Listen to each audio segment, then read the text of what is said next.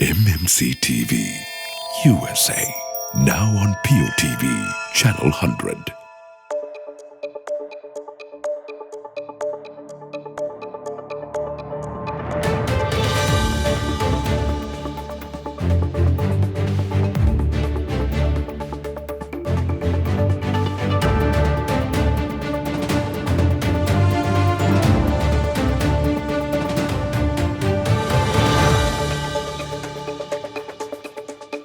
Well, hello there once again and welcome to MMC World Roundup, bringing you news from Sri Lanka and across the globe. Well, as we get started, let's take a look at your top stories first.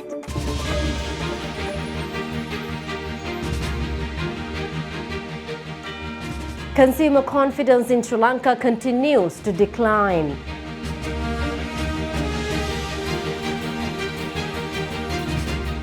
Sunday Dhamma School Year-End Examination 2023 held countrywide. Sri Lanka's first downtown duty-free store is slated to be opened in April at the Colombo port city. Tourism spending in China during the Lunar New Year break jumped above pre-COVID levels.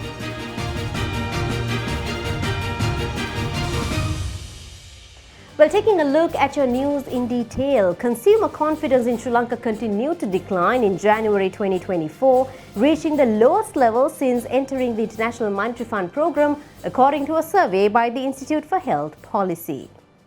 The Institute for Health Policy said in a statement on Friday, February 16, that the Index for Consumer Sentiment, the broadest measure of the public's view of their personal economic status and the national economy, fell 5 points to 16 points in January. The Index of Consumer Expectations, which tracks future perceptions, decreased 5 points to 21 points, while the Index of Current Conditions, a measure of perceptions of current conditions, also decreased 5 points to 10 points.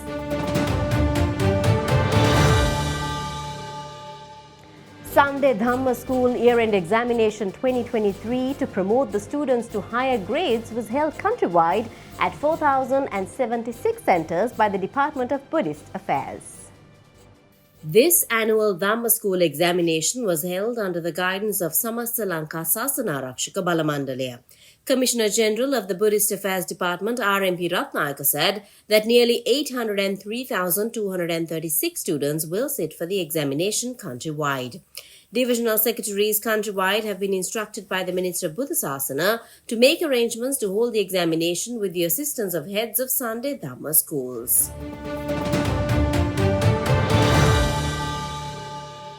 Sri Lanka's first downtown duty-free store is slated to be opened in April 2024 at the Colombo port city. Talking to X, formerly Twitter, the Belt and Road Initiative Sri Lanka said Colombo Port City duty-free shop will be opened in April. In October 2023, the Sri Lankan government gazetted the requirements that need to be met in order to conduct duty-free retail business operations or duty-free shopping mall operations at the Colombo port city. According to the relevant gazette published by President Ranil Wickremesinghe in his capacity as a Minister of Investment Promotion, an investor is required to devote a minimum of $5 million to run a duty-free retail business and have international level experience in duty-free trade operations, while an investor needs to devote at least $7 million to run a duty-free shopping mall business. In May 2023, Singapore owned One World Duty Free and the Colombo Port City signed 2 agreements to operate Sri Lanka's first downtown duty-free store.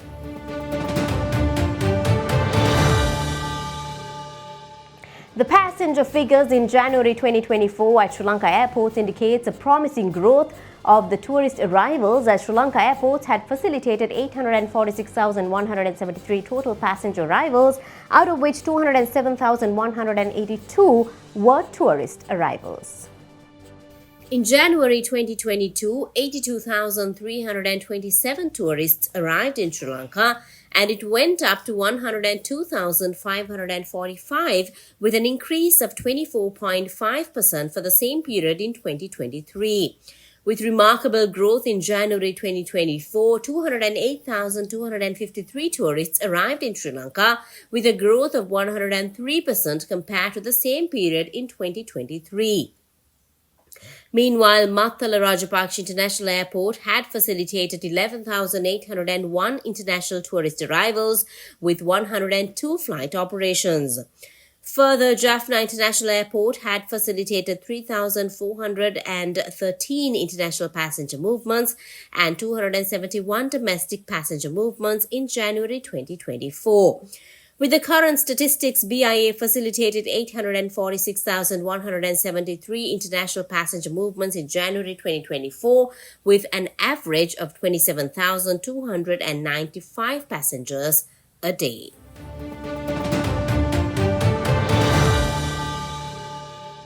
Ambassador of Japan to Sri Lanka, Mizukoshi Hideaki, attended the completion ceremony of the long-awaited loan project Anuradhapura North Water Supply Project Phase 1, funded by the Government of Japan. This is a loan project worth approximately 5.2 billion Japanese yen, initiated in 2013, that aims to contribute to providing constant, safe water to 61,000 people in Anuradhapura who have been afflicted with chronic fluorosis and kidney disease for a long time.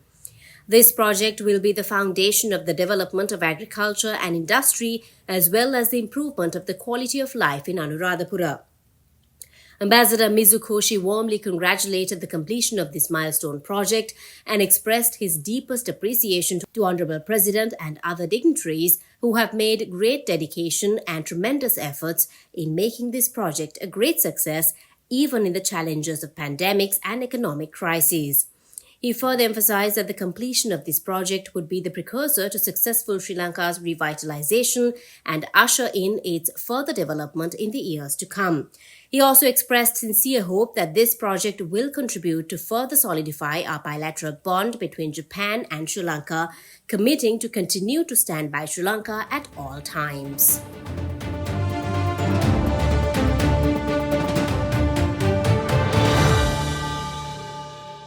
Sri Lanka's National Apprentice and Industrial Training Authority is working with the Ministry of Agriculture and Plantation Industry to upskill informal sector workers in the country.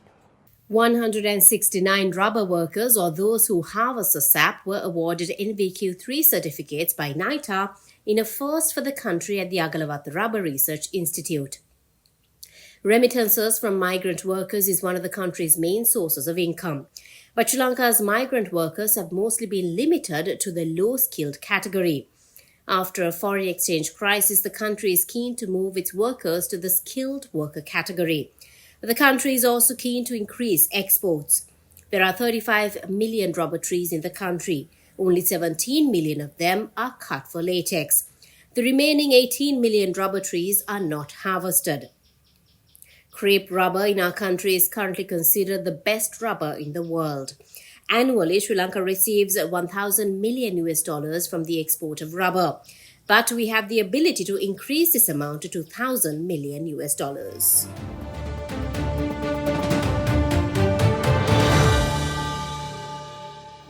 While marking a very special day for the Bangladeshi Buddhist community living in California at Silverado Community Hall in Long Beach, the community honored the founder and incumbent of Sambodhi Vihara, Long Beach, California, Pandit Dr. Lokananda Mohathero. While marking a very special day for the Bangladeshi Buddhist community living in California at Silverado Community Hall in Long Beach, the community honored the founder and incumbent of Sambodhi Vihara, Long Beach, California, Pandit Dr. Lokananda Mohathero. Dr. Lokananda Mohathero is a Buddhist scholar, a researcher, writer of many books, and a polyglot. In Los Angeles, he is a very respected monk in Buddhist diaspora belonging to Sri Lanka, Vietnam, South Korea, and Thailand. The event started with a peace procession when all the religious gurus took their seat. Mr. Tapan Chowdhury requested President Mohasanga for 5 precepts. Well-respected Sri Lankan monk Pandit Dr. Kolita Nayaka Thero conducted the morning religious meritorious ceremony. Visiting monk Reverend Sashana Rakita Mohathero and local monk Reverend Chandra Kirti Bhikkhu also took part at the Dhamma talk. Morning religious session concluded with praying for early recovery of Pandit Dr. Lokananda Bhikkhu and wishing him a long life. After the Piñatana and guest lunch, the main event, the appreciation ceremony meeting, started with chanting Mangalacharan by resident monk Reverend Binyananda Bhikkhu. The meeting was presided by Dr. Karunananda Mohathero, Chief Abbot of Bodhi Vihara, Long Beach, California. Chief guest was Honorable Sanganayaka Professor Banasri Mohathero. Special guest was Honorable Dr. Valpola Piyananda Naikathero, who is the Sanganayaka of Sri Lanka Sangha Council. Keynote speech was given by Venerable Kolita Naikathero, and honoured guest was Pandit Dr. Lokananda Bhikkhu. Total 17 Buddhist monks were present at the ceremony. The community hall was full to the brim with devotees. A short memoir named Pratyavika, a book written and edited by the master of the ceremony, Mr. Palab Kumar Barua, was also launched at the event. I know him since his childhood. He came to the Sri Lanka 1972 while I was going to, same year I went to the Calcutta University. It's a very coincidence. We have 3 Sanganayaka's blessings and presence of 3 PhD holders in this very occasion. So, when we're thinking, organizing this appreciation ceremony today, I asked Bhante Lokananda to give his list for he intends to invite the guests beside our Buddhist community. The first name, he told me, the Naikathero, Dr. Valapula Piyananda Mahathero. Then he gave the name to me, very respectable Venerable Kolidamidiru. And then he gave the name, the another renowned philanthropist among the South Asian Buddhist community, Dr. Walt Joy Singh. Unfortunately, Dr. Joy Singh is not able to come today because of his prior commitment. But he sent his TV crew. In his Dhamma talk, the chief guest mentioned that he was very happy to see that the devotee is honouring the right person who helped community members in America. The final part of the event was featured by a cultural program. The young generation of the community performed beautiful devotional songs and dances. Also, a poem which was written by Dr. Lokananda Bhikkhu was recited. Chief incumbent of Lankarame, Los Angeles, Indiana Buddhist Temple, Maitreya Meditation Center, Ohio, and Koti Raja Mahaviharadhikari, Venerable Thalangama Devananda Thera, was appointed as Chief Sanganayaka of the Western and Central States of the United States at the Sri Mangalu Posatagare of Koti Raja Mahaviharaya.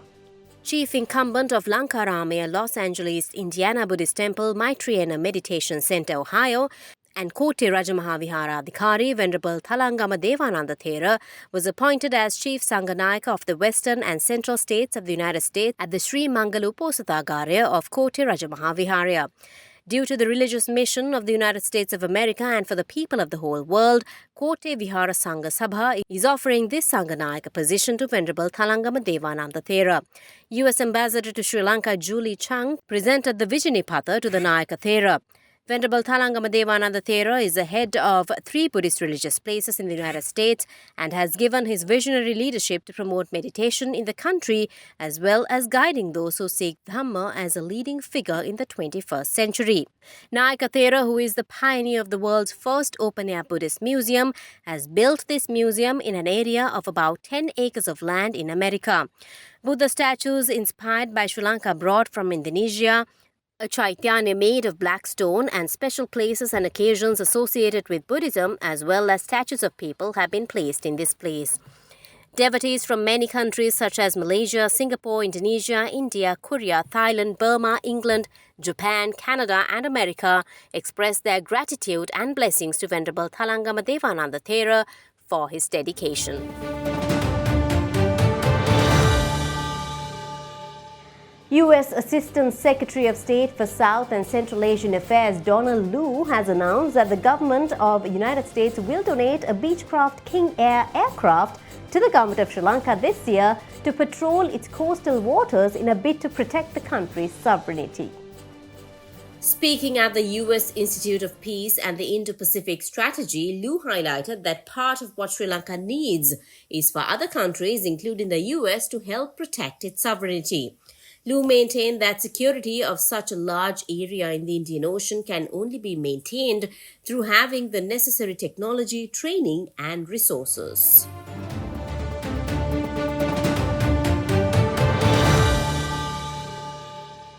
High Commissioner of India Santosh Jha undertook his first official visit to Northern Province. Diverse engagements during the visit attest to the deep-rooted nature of the bilateral partnership, as also India's firm commitment to deepening socio-economic and cultural ties with Northern Province. High Commissioner paid special emphasis to furthering connectivity initiatives, central theme of the bilateral economic partnership vision document issued in July 2023. He visited Kankasanthuré port and the historic Talaimana pier and spoke of the need for expeditious resumption of ferry services between the two countries. He expressed confidence regarding earliest recommencement of Nagapattinam KK's ferry in coming weeks and informed his interlocutors of ongoing efforts for the resumption of ferry services between Talaimana and Rameswaram.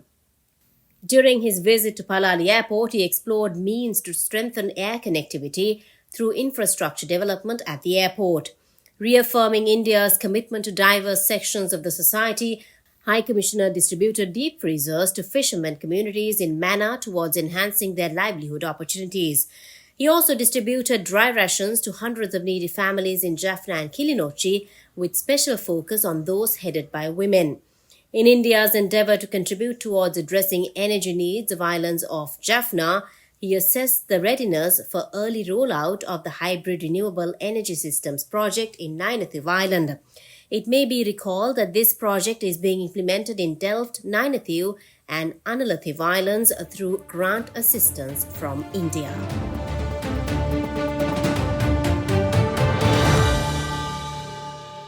Tourism spending in China during the Lunar New Year break jumped above pre-COVID levels, official data shows. Domestic tourism spending hit 632.7 billion yuan, about 47% more compared to the same holiday period last year, according to government figures. The celebrations came after years of pandemic lockdowns and restrictions, which were lifted in early 2023. The data was also boosted as the holiday was a day longer than usual. The figures for the start of the year of the Dragon showed that 474 million domestic trips were taken during the 8-day break, which ended on Sunday. That was more than 34% higher than last year and 19% above pandemic levels in 2019. Although authorities did not give a breakdown of the data, calculations based on the official figures show that average spending on each trip was down by around 9.5% compared to 2019. This suggests consumption downgrading is still widely seen, analysts from U.S. investment banking giant Goldman Sachs wrote in a note. Traditionally, hundreds of millions of people return to their hometowns in China to reunite with family members or visit tourist attractions across the country. During the pandemic, major celebrations were cancelled and travel was banned. The jump in overall Lunar New Year spending marks some rare good news for the world's second largest economy, which is facing a number of challenges.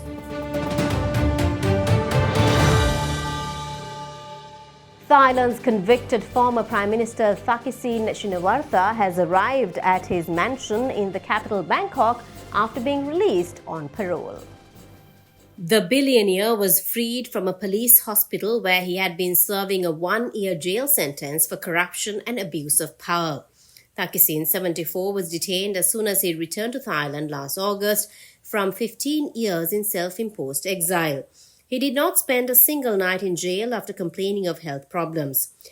Thaksin's original 8-year prison term was commuted to 1 year by Thailand's king just days after he returned from exile. The handling of the case has led to criticism from many Thais who say the rich and powerful are often given privileged treatment. On Sunday, Thaksin was seen being driven away from the police hospital in the capital where he had spent the last 6 months. Thai authorities said Thaksin was eligible for parole due to his age and health issues. They did not say whether he was released under certain conditions such as monitoring or travel curbs. Thailand's Prime Minister Srettha Thavisin told local reporters he had no plans to meet Thaksin just yet, but that everyone in the government is ready to listen if Thaksin wanted to provide political advice.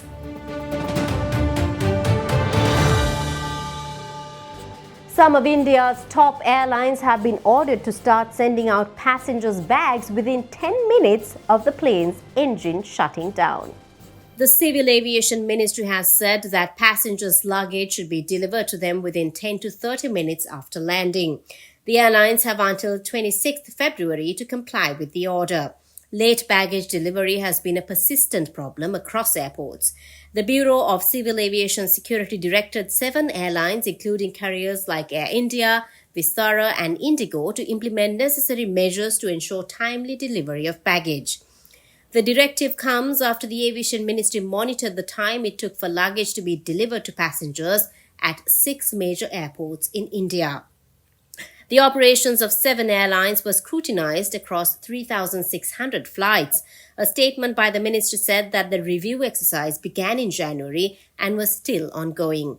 It also said that though the performance of all airlines with regards to baggage delivery had improved, it didn't meet the mandated guidelines.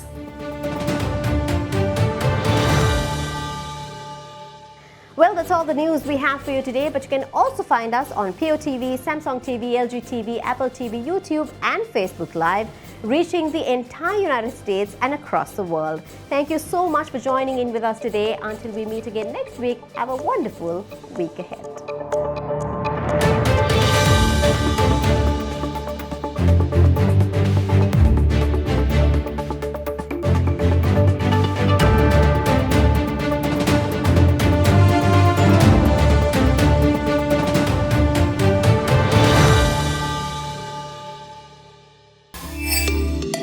Catch the full program and more. Subscribe to MMC TV USA on YouTube. Follow us on Facebook, Instagram and TikTok.